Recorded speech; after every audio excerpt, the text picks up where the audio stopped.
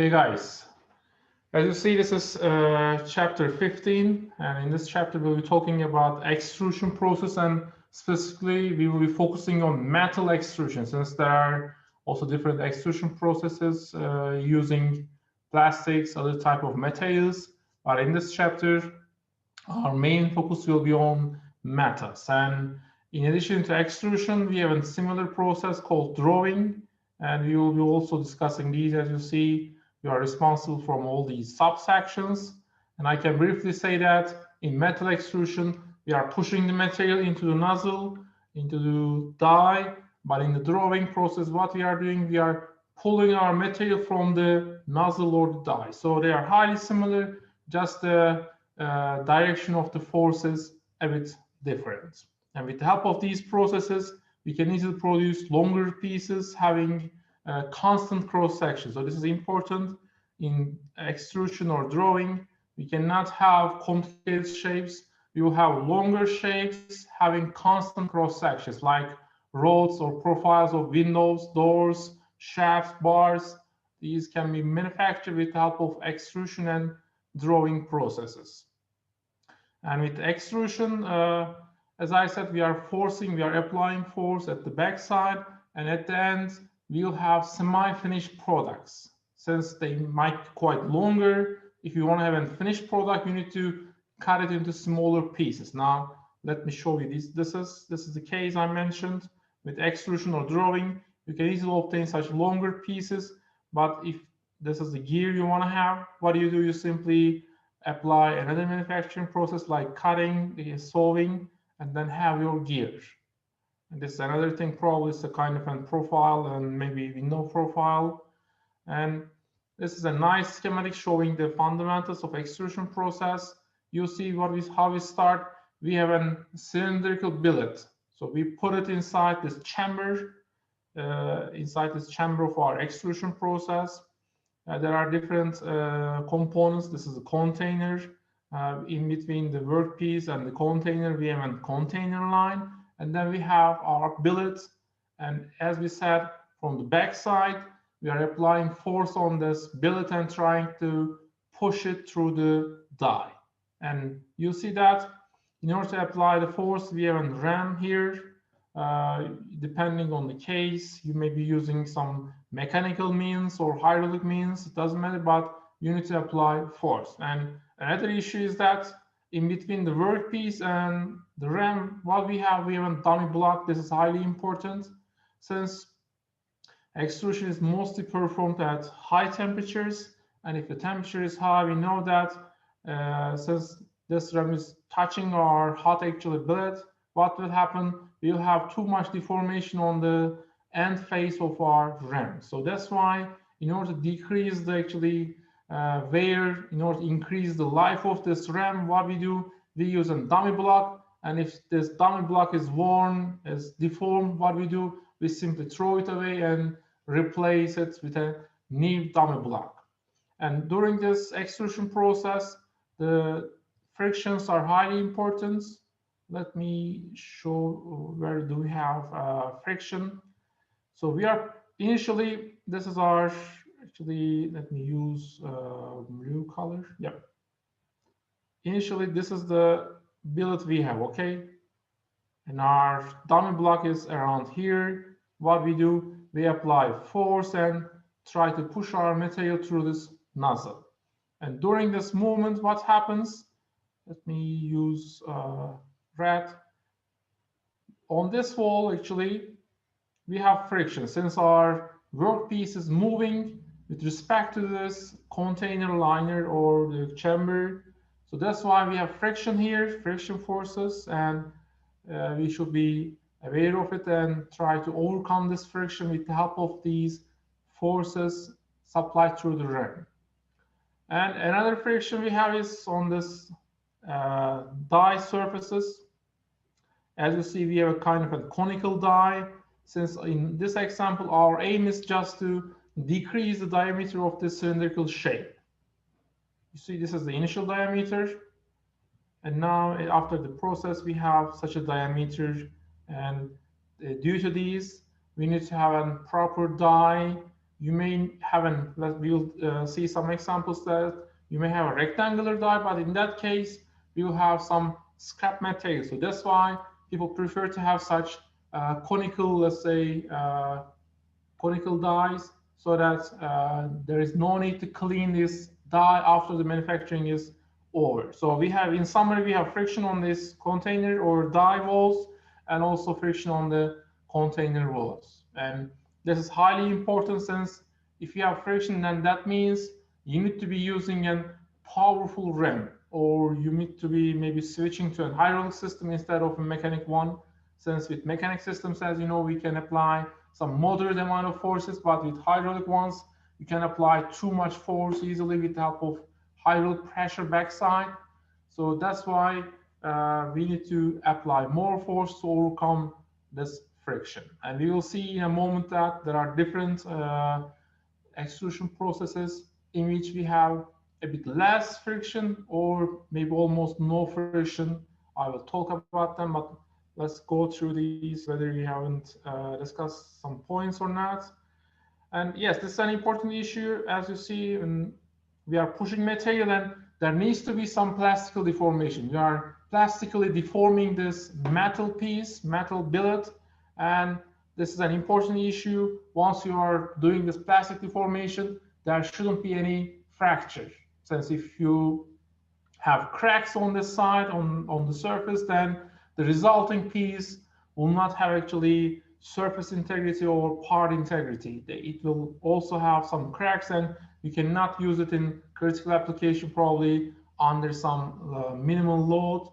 Probably it will break into pieces. And this is the issue we discussed with extrusion processes. You'll always have constant cross sections. You see we have a circular cross section, and it's always circular, or in this case, again, the cross section is always constant. And another issue, we discussed that with the help of this extrusion, we have semi-finished products. We need to cut them. Another thing is that this is a semi-continuous operation. Why is that? Since we cannot supply this material continuously into this to the chamber. Once this part is over, we need to remove actually our ram and then put a new billet and then push it again into the die. So that's why it's a semi-continuous, but not an actually for small numbers of operations, for medium size of manufacturing. That's why we call it as batch or semi-continuous operation. And if the die is not complicated, usually the costs are low. You can use for various processes. But if you are going to have such gears or such complicated geometries, then the cost might be a bit higher. In that cases, you need to consider whether this is a mass production or not. If the number of products are low, then you shouldn't go with extrusion. But for simple shapes, that's a nice process. And as I said, we mostly prefer to do it at elevated temperatures so that the ductility of the material is improved, and without any fracture, we can perform plastic deformation. But you may try to do it at room temperatures, then you should be careful about, obviously, the ductility of the material. If it's not ductile enough, then you cannot do it. But in some cases, this extrusion process may be combined with forging. If you remember the forging processes, we were applying impact forces. So if you do this extrusion in a second, then we can say that it's combined with forging operation, and you may be doing it at low temperatures, at room temperatures. But in other cases, we prefer to do it at elevated temperatures. Now let me briefly talk about drawing, and then we will start discussing some other details. In drawing, I said that the only difference with respect to this extrusion is that we grab this part and pull it. But the rest is almost similar. There are little differences, but the fundamental idea is the same. We have a die.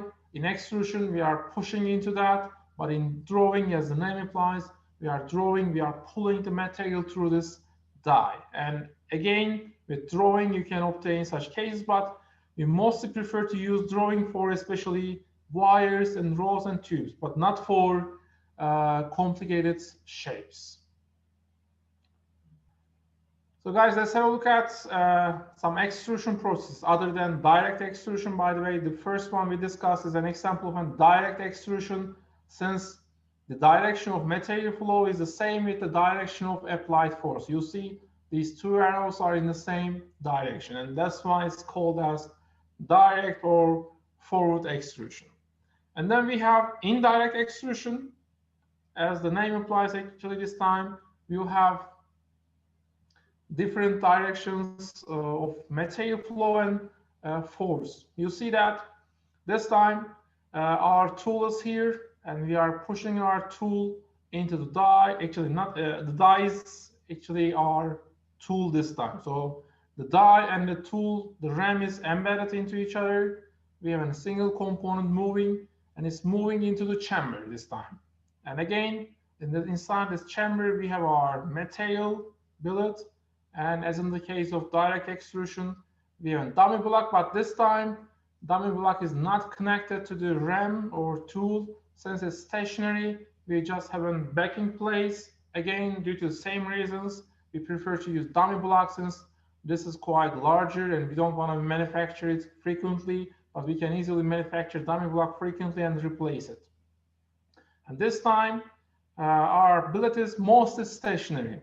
So what are we doing? We are moving this tool over the billet, and since we have an opening here, our material flows into that opening and goes out of our tool. Again, our cross section is the same, circular cross section, but this time, let me annotate. We have friction just on this actually container walls and maybe a little here. But we don't have friction on the other side, on the other walls of the billet, since it's mostly stationary.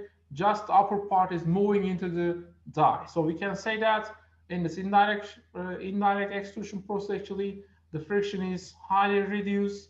So if you have difficult materials like stainless steel or some other high-strength materials, metals, you may go with indirect extrusion so that with less force, you can do this extrusion process instead of doing it with high forces in the direct extrusion. Then we have another extrusion process. This is called as hydrostatic extrusion. It is actually shown here. You see the difference is that this time it's the configuration is somehow similar to direct extrusion, but the difference is that we don't have a direct contact with the container walls. If you look at our, let me annotate this billet here, it has no contact with the container walls or the chamber walls. So we can say that there is no friction.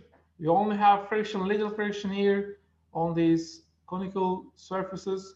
So we can say that the friction in hydrostatic extrusion is less than indirect extrusion, and is much less than direct extrusion. So in terms of friction, the best one is hydrostatic extrusion. And that's why actually people prefer to use this process, especially for quite brittle processes. And with the help of this, the formability of the material is improved. And another issue is that in order to actually not have a contact with the wall, what we have fluid, obviously. As the name implies, we need to have some hydraulic. This is fluid here. It's in between the workpiece and the walls of this chamber. But the difficulty is we need to have some seal. Since we have moving parts, we shouldn't have any leakage through this die opening or to the other side. Since this one is pushing our material, this with the help of this ram, actually, we are increasing the pressure. And once this pressure is increased, material is extruded through the die. And that's why we have triaxial compressive stresses. We apply this pressure from all sides. Since the inside this chamber, we have constant pressure. We have a fluid there. So we have a triaxial compressive stresses from all these surfaces. This is a nice feature of hydrostatic extrusion, but the thing is that it's quite complicated. Sometimes becomes expensive since you need to have a proper fluid, proper seals, you need to have much more maintenance on this, let's say, SAT, and that's why it's less frequently used, and it's only used for some special cases. And then lastly, we have a lateral friction here, lateral, not friction, lateral extrusion. As the name applies this time, they are not in the same direction, but we have a mostly 90-degree in between the direction of our punch ram and the direction of material flow. But the rest is the same. So we apply pressure here, and then material is extruded on this direction in the horizontal axis, but the force is applied in the vertical axis. Now let's have a look at the fundamentals of the die. You'll see then a simple die here. This is our material billet. What we do, we apply pressure. It may be with the help of a fluid or with the help of a ram in our direct extrusion process. And what do we have in the die? The main properties is the die angle here. This is alpha. So an important angle. If it is 90 degrees, you will see that you'll have mostly some scrap material around this zone. But if it's, let's say, 45 degrees, then there is mostly no scrap material. You can easily perform this process. And on the other side of on the outside of the die, we have again relief angle, as in the case of the tools we were using in the machining processes. But obviously, this is not a machining process; it's an extrusion process. And we are not going to discuss the math behind this extrusion process. You'll spend some time, maybe about a week or two, in your 303 manufacturing engineering course. This is the case I discussed actually a moment ago. The die angle is highly important. If you have, let's say, a 90-degree die angle, this is the case, then what will happen? These materials around here will not be extruded. You can see the flow here, the flow of material. So that's why we prefer to have at least about 45 degrees for the die angle. And if you are using a larger one, then from time to time, you need to remove the scrap or bottom material from your, let's say, chamber. And lastly, we have a special process called coaxial extrusion. In that one, we are using two materials at the same time. So we are extruding two materials, and the thing is that these two materials should have similar properties like the ductility and the strength. Since if one is stronger, then that means with the same force, you cannot extrude actually one material. So how we do it? Let me annotate it. In that we have such a material first. This is the internal material, and then we may have another material.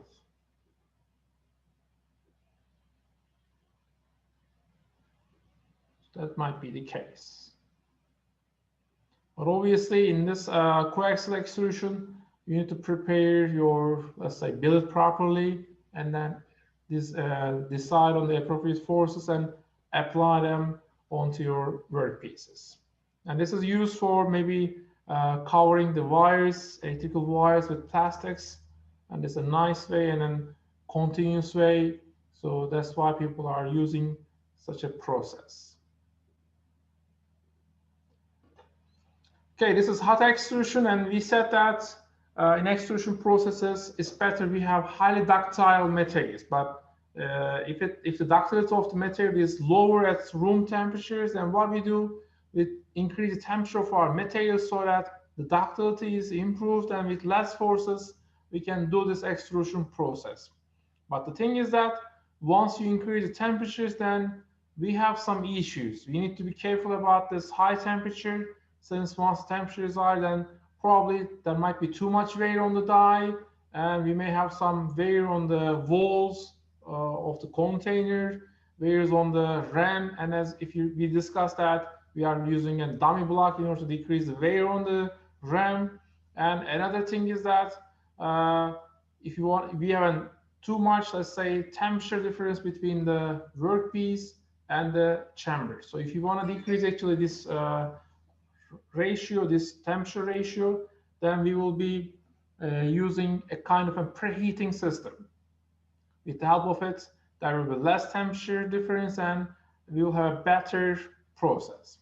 And another thing we can do is actually in this process, if the temperature is hot, our workpiece probably will develop an oxide film around it. If you remember the forging processes, if the forging or such kind of processes are performed in open air, if you are not manufacturing, actually doing this manufacturing in an inert atmosphere, then we are going to have for sure oxide film around this hot billet.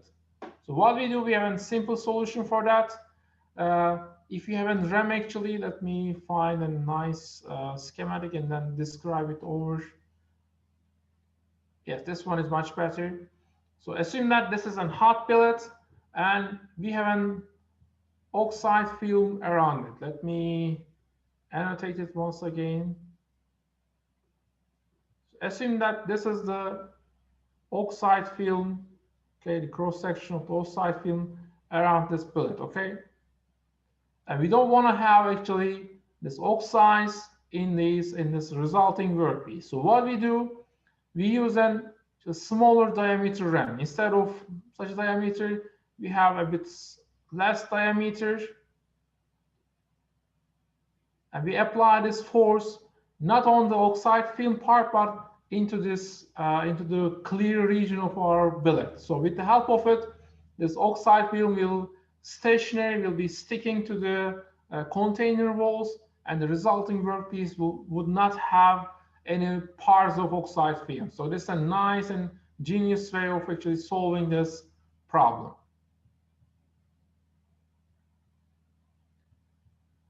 So we should be careful about it, and this is described here. Make sure that you go through this one. And with the help of actually extrusion, we can even produce some tubes. It doesn't have to be just a solid or kind of cylindrical shapes. You can even obtain tubes with the help of extrusion processes. Just the thing is that you need to have special dies. There's a simple way here, as you see. What we have initially, we have an actually a cylindrical piece with a hole at the center, and then what we do, we place a mandrel in this hole and then start extruding this material. Since the diameter of this mandrel is less than the diameter of the die opening, what will happen? Material will flow through the outer surface of this mandrel, and we will have a continuous and a seamless, this is important, you have a seamless tube. And we discussed that while manufacturing tubes, we don't want to have actually any seam, any line on the outer surface. Or we may use such more complicated shapes. This is actually especially useful for a bit thicker tubes or different profiles. We have a kind of a spider. This is called a spider. And I have a similar example here. So what happens? You again supply material from the side. At the beginning, there's actually parting of the material. But later, after material moves over from the legs of the spider, they are again merged together. And at the outside of this die, we have again seamless tubes. So this is highly useful. You may have different types of these spider mandrels and have more complicated shapes. Hocam, excuse me. Just a minute. Sorry. And in hot extrusion, we also need to use some lubrication. Since we said that there is high temperatures, and these high temperatures may cause different problems on the die surfaces, chamber surface on the RAM. In order to eliminate these, what we do, we apply lubricants on these surfaces, and with the help of them, we have better material flow, better surface quality, integrity. With the help of them again, since the friction is decreased, the forces are lower, and for the steels, we may be using glass. If you remember, while we were discussing metal working fluids, I said that glass is a highly important lubricant. You may apply it on the walls and try to actually eliminate the problems of these high friction. Okay, let's continue with cold extrusion as the name implies. And this time we are performing the extrusion process at room temperatures, but there is an important issue for cold extrusion. In cold extrusion, we need to actually combine some other manufacturing processes. It may be a combination of direct and indirect extrusion or forging, since since you are doing actually this process at room temperature, then the ductilities are lower, probably the materials are stronger. So that's why we need to have some impact forces or combine some other forces so that the extrusion, the cold extrusion, can be performed with less forces. And as an example, as you see, there are two types in this case. We have actually this time in the first one, the bottom part is actually not moving; it's stationary. And then we put our material and apply our punch on this material and have this shape. Probably they are doing this punching with actually forging operation. But in the other case, in the second case, we have two punches moving, and again we put our initial material in between and then apply these forces from back side and from the upper side. And you can see that material this time flows in two different directions, and with the help of it, you can obtain a bit complicated shapes. And what are the advantages of cold extrusion? First of all, since we are doing this process at room temperatures, the quality, surface quality is much better as in the case of other cold operations. And again, very similar to the third one, we have better dimensional tolerances since the temperatures are lower. We don't have much deformation on the side surfaces. And since we have work hardening, we have little grains actually obtained with the help of them. We have better strength. The tensile strength is probably improved. And the thing is that you should make sure that the temperature is not increased actually due to the friction. Since if the friction is high, then we will be generating heat, and this heat will increase the temperature, and that might actually start some recrystallization. If that is the case, then we cannot talk about this improved mechanical properties. And lastly, production rates and costs are not actually, let's say, worse or better. They are competitive with different, actually, compared to different processes. So depending on your case, you may go with cold extrusion as written here. Some parts of actually for automobiles, motorcycles, bicycles, home appliances can be manufactured with the help of cold extrusion process. Then we have impact extrusion. It's not much difference actually with respect to the previous ones, highly similar to the indirect extrusion. So you see what we have, we put our material into the die. If you remember the forging process, again, we have a punch, apply this punch on the material, and our material is actually extruded from the sides, let's say openings. And this is again an example of a cold extrusion. Since we are using impact forces, we call it as impact extrusion. And obviously, we need to have proper clearance, otherwise material cannot be extruded from this side walls. And with the help of it, actually, we can not just simple shapes, like cup-like shapes, we can even produce more complicated shapes. And the thing is that obviously you need to design this die properly, and then your material should have a desired ductility, and later you can easily do it in maybe some seconds. This is a nice process, since in order to obtain such a complicated piece, if you use different manufacturing process, that will take maybe some hours, maybe some days. But with cold extrusion, you can do it in just seconds. And the thing is that the difficulty is that the design and the manufacturing of these dies. And lastly, about hydrostatic extrusion, this is mostly done at room temperature. I didn't mention while we were discussing hydrostatic extrusion, and this is mostly preferred for brittle materials. But the thing is that it has limited use in industry, since there is high difficulties in terms of supplying fluid, increasing pressure, the leakage problem. So that's why It's not frequently used in industry.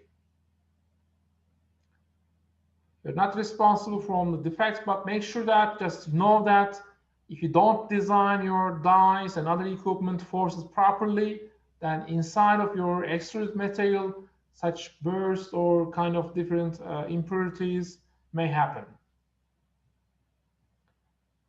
These are some example parts, extruded parts. You can see that they all have constant cross section.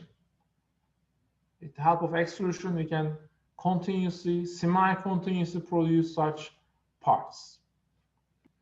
Okay, guys, let's continue with the drawing process. As I mentioned, the difference with respect to the extrusion is that this time we are pulling the material through the nozzle, but the rest is highly similar. And again, you can obtain similar 2D products, but this time we prefer to have not complicated, but with simpler shapes like wires, rods, and bars. This is the schematic of a drawing process. You see, we apply force from this side and pull our material. And at the beginning of this process, since we cannot actually push our workpiece through the smaller die opening, that's why you need to do some cutting or some maybe machining operation so that the tip of your material can go out this actually die, and then later, once you prepare this part, we can start the drawing process by simply gripping your material and pulling it to the right side. And you can see that we have dies, similar die angles, relief angles, and again, there's a decrease in terms of cross section from A0 to AF. And if it is too much, obviously, we need to be applying more force. This is also the same in the extrusion process. If you want to have actually apply less forces, then the difference between the initial cross section and the final cross section shouldn't be too much. And in some cases, there might be, let's say, ratios, specific ratios, and you have to be following such guidelines. And now let's have a look at how we are doing this drawing. We have, we have some machines. I will talk about them in a moment, but not just wires or rods. We can even obtain tube-like shapes as in the case of extrusion. And you see that there are different versions. In one of them, if the difference between the initial cross-section and the final cross-section is not too much, you don't need to use manuals, you can simply draw it.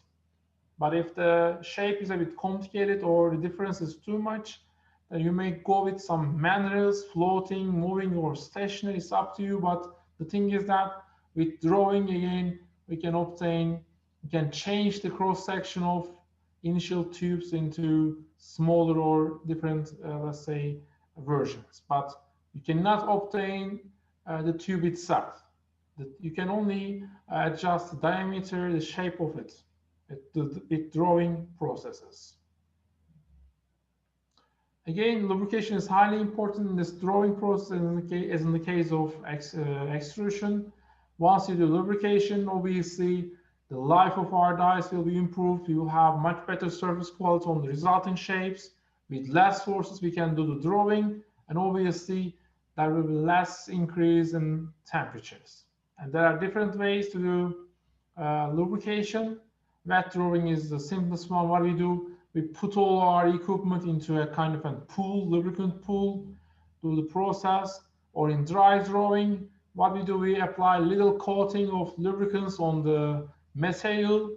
And in the metal coating case, we coat our metal with another metal having high ductility with softer metal over the harder one. And in the ultrasonic vibration, we always vibrate the equipment. With the help of them, plastic deformation can be performed with less forces, and you can have better, let's say, results. And this is a typical equipment to be used for drawing process. You see, this is our initial workpiece. We are assuming that this is obtained with extrusion process, and then what we do, we put it into our die, and then this car grips this part and then pulls it to the right-hand side. And you see that you need to have obviously proper mechanisms, proper mechanics in order to apply this force on this workpiece. And while our workpiece is moving through this die, its cross section is modified. And it's another example for actually wire drawing. At the end, probably they obtain thinner wires. And you can see that there are different stations, 5 stations, and in between these stations, they have some lubricant containers. So inside them, the wires are lubricated, and also inside them we have the dies. So dies are here inside these little, let's say, containers. And that is all for chapter 15.